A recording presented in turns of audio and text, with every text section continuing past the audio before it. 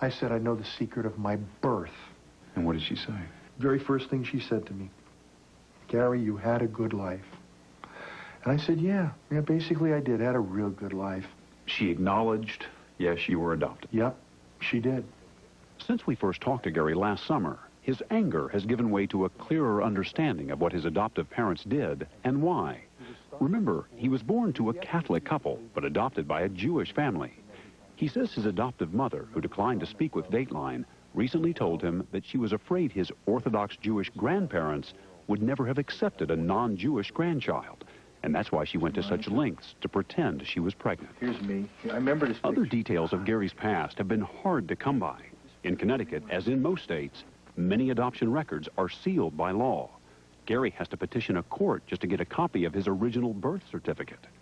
But pieces of the puzzle are falling into place. Just as with that old photograph of him with Great Aunt Nita, there's something else that's taken on a whole new meaning. A series of anonymous phone calls he received when he was in high school. It was an older woman, and she would ask me questions that had no logic to me. I would get questions like this. How are you? How you doing? What are you doing? How's school? And who is this? The common sensible thing for me to do would have been to hang up the phone. I can tell you this right now. I can't tell you why I didn't. You didn't have any idea who she was? No idea. Decades later, with his new, revised life history, Gary believes he knows exactly who it was. He believes the woman on the phone was his birth mother. I believe she wanted to hear my voice. She may have done it with the other kids. I don't know that. It's poignant to think She about. heard my voice. I believe she wanted to hear my voice. Just what does he sound like? Here's this boy. She may have gone to a football game in high school at Ludlow Field. Maybe she sat there. I mean, what I want to believe, truthfully, is I want to believe that maybe she looked out over that field, saw me play, and said, that's my son. I'd like to believe she did that. I do believe in my heart that that woman was her, that she just wanted to hear me speak. When we return, brothers and sisters gather, and another family member shares an emotional life story. Of family ties. And we're right around the corner from where I grew up. If chance played a role in bringing Gary Klar together with three strangers who turned out to be siblings, so did geography. Their birth parents placed 8 children with adoptive families who lived within 25 miles of each other. And Joan and me. A few weeks ago, we brought 6 of the brothers and sisters to New York to talk about their new status as family.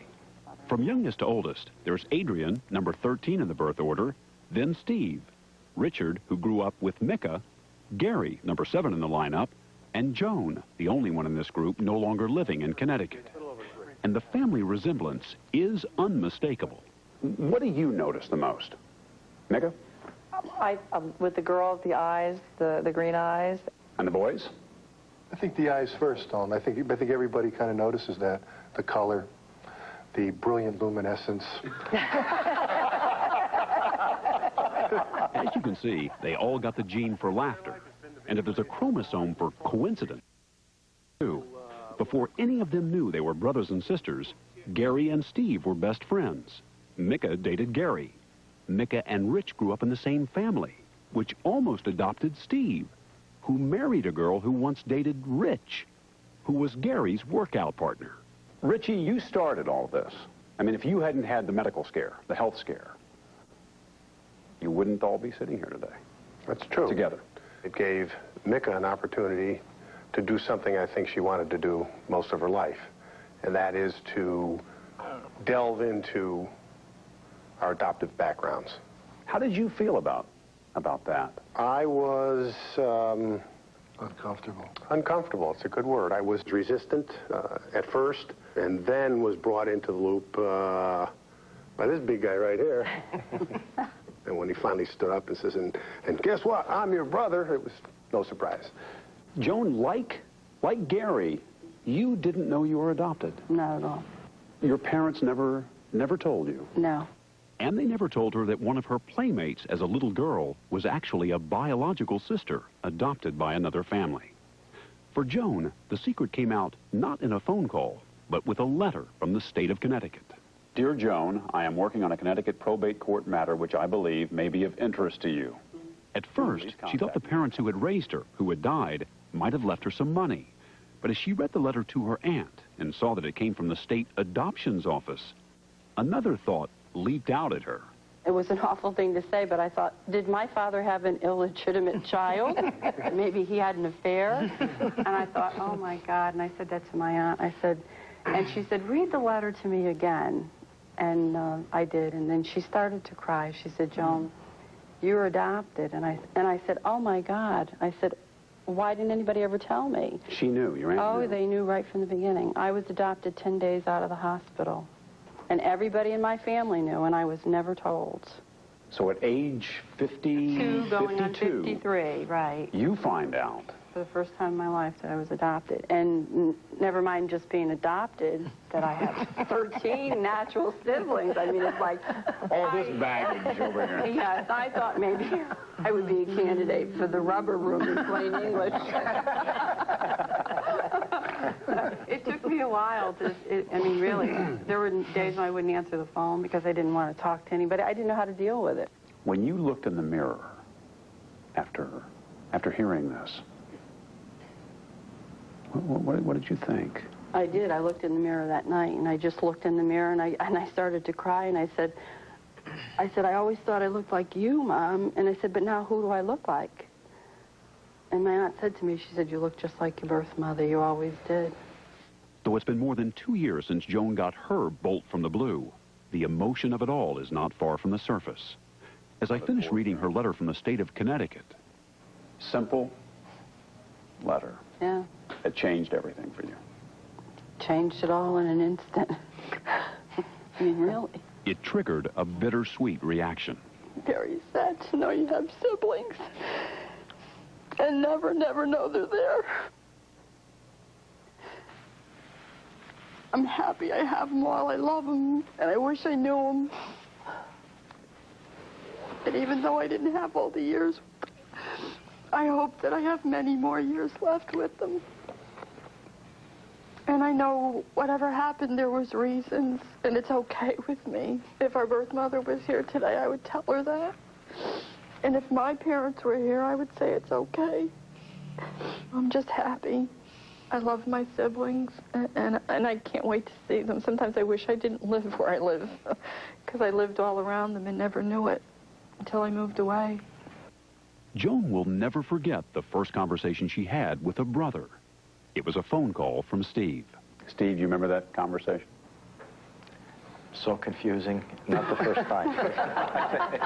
I remember 3, Steve. Are you totally lost now? No, it gets so involved in so many people you're speaking with that, you know, I think in those first few months you're just in a state of confusion and shock. And then, of course, the biggest shock of everything was to find out that the guy that's been my best friend for 25 years and best man at my wedding and all these things happens to turn out to be my blood brother. Oh, So, unreal. a lot of time to make up for, to catch up on. Adrian, how do you feel? I love every one of them. I feel like they've been in my life for a long time right now. There's still things that we don't know, you know, but they are my brothers and sisters. I wish I did have them to grow up with, too. Do they feel like brothers and sisters? Oh, or do yes. they just feel like good friends at this No, point? they feel like brothers and sisters. Yep. I get a phone call, you know, hey, from, like, my sister's, it's the little one, the baby, you know. It's like... The rules of sibling rivalry notwithstanding, in this group, the laughs still seem to outnumber the tears. I mean, I had a lady call me one day, and a friend of mine, and she said, you're never going to guess what I'm going to tell you. And I just said, don't tell me, you're my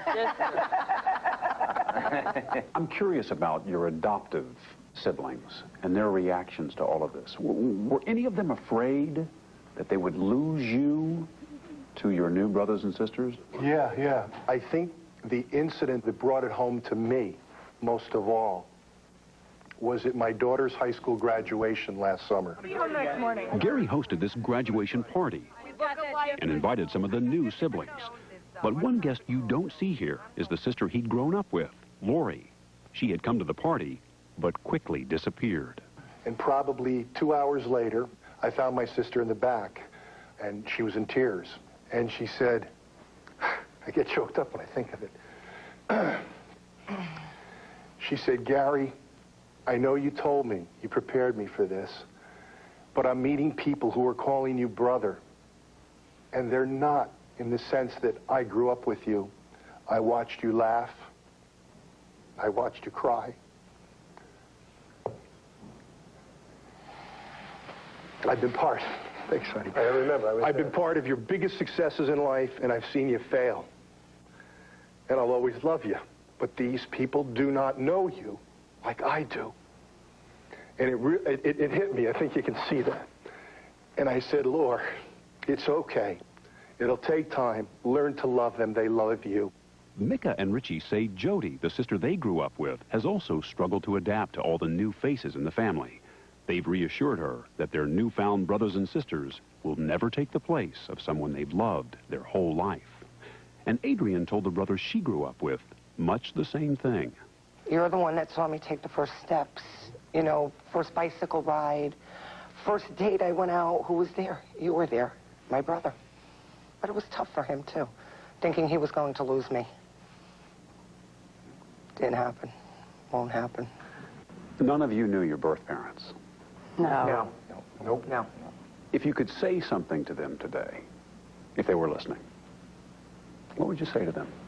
I would say thank you for giving us to the families that we went to, because we had happy lives. I think we'd all say that. I think every one of us just now said that. Thank you. Thank you. I think we were all blessed to end up with the parents that raised us. Yes. Turned out to be a magnanimous thing that they did. As for the future, these six hope to make up for lost time, if they can, and grow old together. But the future with the other surviving biological siblings is less clear.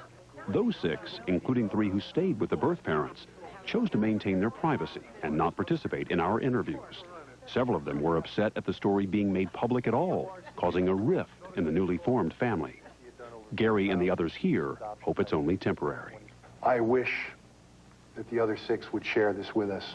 We all wish that. I really wish they would. That, because we love them. We didn't know each other. We've been out here for years. And our arms are open. And maybe someday, 1, 2, maybe all of them will come in out of their own world that they share and they live in. And we'll be together again. So who is Gary Klar? He's the guy you go to the gym with to sweat and swap stories. He's the soulmate who knows exactly how it feels to uncover a secret kept too long. He's the man who's right behind you when you're the baby of the family.